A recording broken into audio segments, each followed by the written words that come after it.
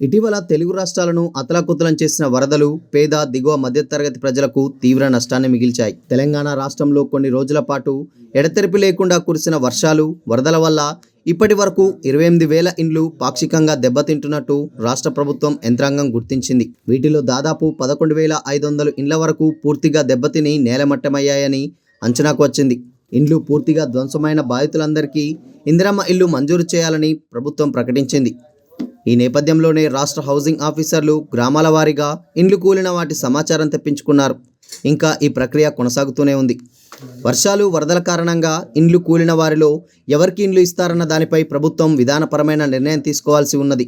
ఈ విషయమైన హౌసింగ్ అధికారులను సంప్రదిస్తే సర్కార్ నిర్ణయం తీసుకుంటే కానీ చెప్పలేమని అంటున్నారు. గత ప్రభుత్వ నిర్ణయాల ప్రకారం చూస్తే పూర్తిగా ధ్వంసమైన మాత్రమే ప్రభుత్వం ఇండ్ల స్కీమ్ కింద ఇస్తుందని, పాక్షికంగా దెబ్బతిన్న వారికి కేవలం కొంతమేరకే ఆర్థిక సాయం చేస్తారని వెల్లడిస్తున్నారు. పూర్తిగా దెబ్బతిన్న ఇండ్లకు, ఆయా బాధితులకు మాత్రం ఇందిరమ్మ ఇండ్ల స్కీమ్ మొదటి విడతలోనే ప్రాధాన్యత ఇవ్వనున్నట్టు ఆఫీసర్లు వివరిస్తున్నారు. ఈ లెక్కింపు ప్రక్రియ మరికొన్ని రోజులు జరగనున్న నేపథ్యంలో బాధితుల సంఖ్య మరింత పెరిగే అవకాశం ఉందని చెబుతున్నారు.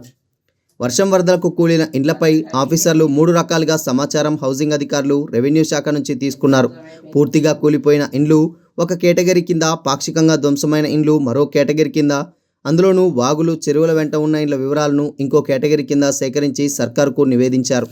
ఇందిరమ్మ ఇండ్ల స్కీమ్ కింద ఇంటి స్థలం ఉన్నోళ్లకు 5 లక్షలు, ఇంటి జాగా లేనోళ్లకు స్థలంతో పాటు 5 లక్షలు ఇస్తామని ప్రభుత్వం స్పష్టం చేసిన విషయం తెలిసిందే. ఈ క్రమంలో చెరువులు, వాగుల వెంట ఉన్న ఇండ్లు కూలిపోయినోళ్ళకి తిరిగి అదే స్థలంలో కాకుండా ప్రత్యామ్నాయంగా ఇతర ప్రభుత్వ భూముల్లో ఇండ్ల స్థలాలు ఇవ్వనున్నట్టు ఆఫీసర్లు చెబుతున్నారు. అయితే మొన్న ఖమ్మం, భద్రాద్రి, మహబూబాద్ జిల్లాలోనే వర్షాలు ఎక్కువగా కురవడంతో బాధితులు కూడా అక్కడి నుంచే ఎక్కువగా ఉన్నారు. దెబ్బతిన్న 28,000 ఇండ్లలో ఎక్కువ శాతం ఖమ్మం, భద్రాద్రి కొత్తగూడెం జిల్లాలోనే ఉన్నాయి. ఆ తర్వాతి స్థానంలో మహబూబాద్ జిల్లా ఉందని ఆఫీసర్లు వెల్లడిస్తున్నారు. ఇటీవల వరద ప్రభావిత ప్రాంతాల్లో పర్యటించిన సీఎం రేవంత్ ఇండ్లు కూలిపోయినలకు ఇందిరమ్మ ఇండ్లు మంజూరు చేస్తామని ప్రకటించారు. బాధితులందరికీ స్కీమ్ తొలి దశలోనే ఇండ్లు ఇవ్వాలని ఆఫీసర్లకు సీఎం ఆదేశాలు జారీ చేసిన విషయం విదితమే.